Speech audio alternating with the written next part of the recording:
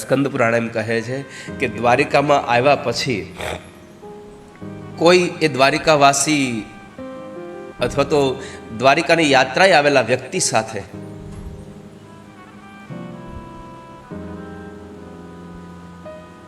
એ યાત્રાળુને કોઈ રહેવા માટે સ્થાન આપે અને એની સાથે જો મીઠા સ્વરથી વાત કરે ને તો ભગવાન નંદન વનમાં એને સ્થાન આપી દે છે. જેણે યાત્રાળુને મદદ કરી છે, જેણે યાત્રાળુનું મન ઠાર્યું છે, અનાજથી પેટ ઠરે પણ તમારા સારા બે શબ્દોથી માણસનું મન ઠરે છે. આપણા બે જ સારા શબ્દોથી એનું મન ઠરે છે. તો એવી આ દિવ્ય નગરી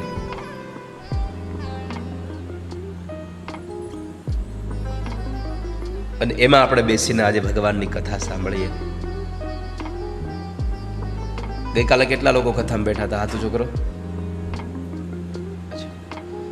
તો એ કેવા જો કથા ક્યાંથી ચાલુ કરવાની છે? હે પણ 9 વાગે શું કે છે?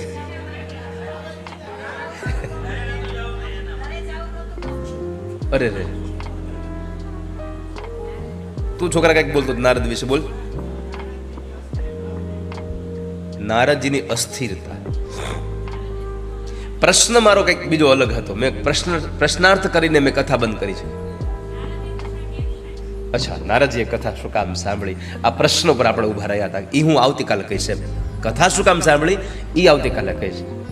બાકી તો રોજ સવાર 9 વાગે જ કહેવાનું છે.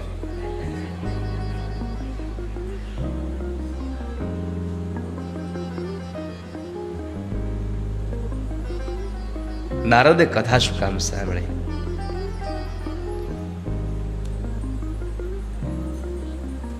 લોક વિગ્રહ મુક્તસ્ય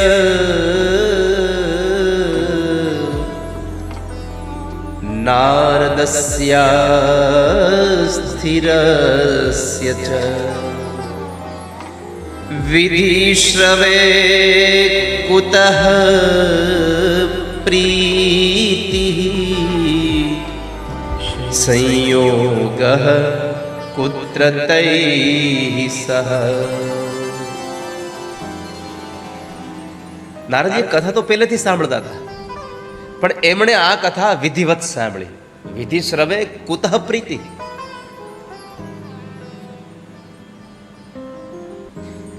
બાબજી, અમારો પ્રશ્ન એ છે કે નારદે શું કામ કથા સાંભળી? એને તો કથા સાંભળવી પડે એવી કોઈ ઘટના હતી જ નહીં, કારણ કે માણસ સતત ભગવાનનું નામ લે છે અને છતાં એણે કથા સાંભળી. હા,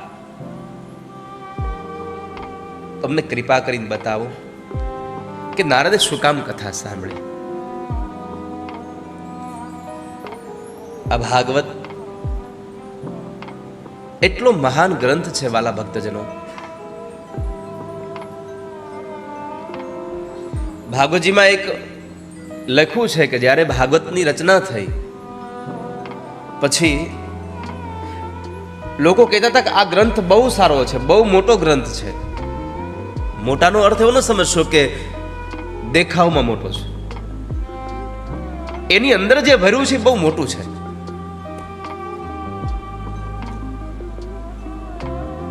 આની અંદર જેટલી કથાઓ છે ને, એઝ એ પ્રેક્ટિકલ, આની અંદરની કથાઓ તમે એને અનુભવ કરી શકો, એને તમે રિયલાઇઝ કરી શકો. આ કથાના શબ્દોને સાંભળીને તમે મૂળ કથાને તમે ફીલ કરી શકો કે આવું થયું હશે. એક્ઝામ્પલ, ભગવાન રમતા હોય, મોટું ચોગાન છે, બહુ બધા ઝાડવાઓ છે અને ભગવાન રમતા હોય અને હું તમને એમ કહું કે ભગવાનના એક મિત્રએ ભગવાનની ચોટલી ખેંચી. આ ચોટલી ખેંચે શબ્દો આવે અને તમારી સામે એ હાથ, જે હાથથી ચોટલી ખેંચાય છે એ અને માથાની ચોટલી તમારી સામે દેખાય. ભગવાનની ચોટલી ખેંચી. પ્રત્યક્ષ જેનું તમને નિરૂપણ કરાવે, પ્રત્યક્ષ તમને અનુભવ કરાવે. ભગવાને માખણ ખાધું ગોપીના ઘરની અંદર પરમાત્મા રસોડામાંથી માટલું ઢસડી લાવે છે. તમને દેખાય છે કૃષ્ણ? હવે તમે વિચાર કરો, એ નાનો એવો 5-7 વર્ષનો કૃષ્ણ એ માટલું ઢસડીને લઈને આવતો હશે અને પછી એ ઓરડામાં બેસી અને 2 પગની વચ્ચે એ માટલું રાખે, ડાબા હાથથી માટલું પકડે અને જમણા હાથથી એ માખણ ખાતો હોય તો આ દ્રશ્ય તમારી સામે, આ શબ્દો રૂપી એ તમારી સામે અંકિત થઈ જાય. આખું તમને એક નાટ્યમાં રૂપાંતર થતું જાય. એવા શબ્દો સાથે તમને અનુભવ થાય, એવા શબ્દો સાથે તમે સ્વીકારી શકો, એવા શબ્દો સાથે લખાયેલો આ ગ્રંથ એટલે આ બહુ મોટો ગ્રંથ છે. નકર લખેલું બધું સ્વીકારાઈ જાય એ જરૂરી નથી. અને આ દુનિયામાં સ્વીકારવું તો બહુ જ અઘરું છે. અને એમાં પણ કોકની વાતને સ્વીકારવી એ અઘરી છે. બીજું, તમારાથી થયેલી ભૂલ તમને ખબર હોવા છતાં પણ એ ભૂલને સ્વીકારવી એ તો બહુ જ અઘરી છે. એમાં સાસુ વહુની સામે ભૂલો સ્વીકારવી આઈની હો, આ બારની હાહુની વાત છે. સાસુ વહુને કઈ વડછડ થાય અને પછી એમાં જેની ભૂલ હોય એને સ્વીકારવી પડે, એ બહુ અઘરું છે. સ્વીકૃતિ બહુ અઘરી છે. સ્વીકારી લઈને તો માણસ ક્યારે દુઃખી જ ન થાય. જેનામાં સ્વીકારવાની ભાવના છે એ ક્યારેય દુઃખી ન થાય. પણ થાય છે શું? હું શું કામ સ્વીકારું? આપણી ભૂલ હોય, આપણને ખબર હોય છતાં શું કહી, એ તો એણે કીધું પછી મેં કહ્યું ને. ઘણી વખત આપણા ઘરના ઝઘડાઓ પણ નાનામાંથી મોટા થાય છે. એનું મૂળ કારણ છે આપણને છોડતા નથી આવડતું, પકડીને બેસી જઈએ છીએ. આ કથાઓ તમને એ જ માર્ગ ઉપર લઈ જાય છે, એ જ રસ્તા ઉપર લઈ જાય છે કે જ્યાં સ્વીકારવાની ભાવના છે. તો સ્વર્ગમાં એકવાર બ્રહ્મલોકમાં બ્રહ્માજી બધા વેદો ને બધું લખીને બેઠા હતા. એટલે વિચાર કર્યો કે આપણે આ બધા ગ્રંથોને એકબીજા સાથે સરખાવી જોઈએ. બધાને સરખાવતા હતા. ભાગવતની સરખામણી કોઈ સાથે થઈ નહીં. ભાગવતજીને તોડવામાં આવ્યું. તોલવાનો અર્થ એવો ન સમજશો 2 પલ્લામાં મૂકવામાં આવ્યું, પણ એને એકબીજાની સાથે સરખામણી કરવામાં આવી.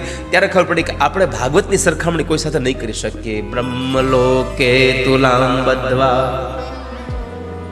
તોલયત સાધનાન્યજ લઘુન્યન્યાનિ જાતાની ગૌરવેણ ઇદં મહત. બ્રહ્મલોકમાં બધા જ સાધનો સાથે, એટલે કે જેટલા પણ ગ્રંથો જેને સાધન, જેને ભગવાન સુધી પહોંચવાનું સાધન છે, એમાં બધા જ ગ્રંથો સાથે ભાગવતની તુલના થઈ. પણ ભાગવતને કોઈ તોડી ન શક્યું. ભાગવતની કોઈ એની બરાબરી ન કરી શક્યું. અને એ ભાગવતને નારદજી સાંભળે છે. કેમ કે એક વખતના સમય નારદ ફરતા ફરતા બહુ બધા લોકની અંદર, આ મૃત્યુ લોકમાં, આ પૃથ્વી લોકમાં, હરિક્ષેત્રમાં, હરિદ્વારમાં, કાશીમાં, પ્રયાગમાં, કુરુક્ષેત્રમાં, વૃંદાવનમાં, આ બધે જ ફરતા ફરતા એક વખતના સમયે બદ્રી વિશાલમાં ગયા. અને બદ્રી વિશાલમાં જ્યારે ગયા તો એમનું મોઢું બરાબર ઉદાસ હતું. હવે અહીંયા તો કૌતુક છે, સંસારનો માણસ દુઃખી થાય તો હજી કંઈ સ્વીકાર છે, પણ જેને સંસાર છોડી દીધો છે, જેના પરમાત્મા માટે, એ માણસ દુઃખી થાય. હરિકા દાસ કભી ન ઉદાસ. ભગવાનનો દાસ કોઈ દી ઉદાસ ન બને. અને આજ આ નારદજી ઉદાસ બનીને શું કામ?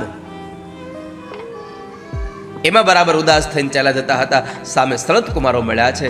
સનત કુમારોએ પ્રશ્ન કર્યો છે, કથમ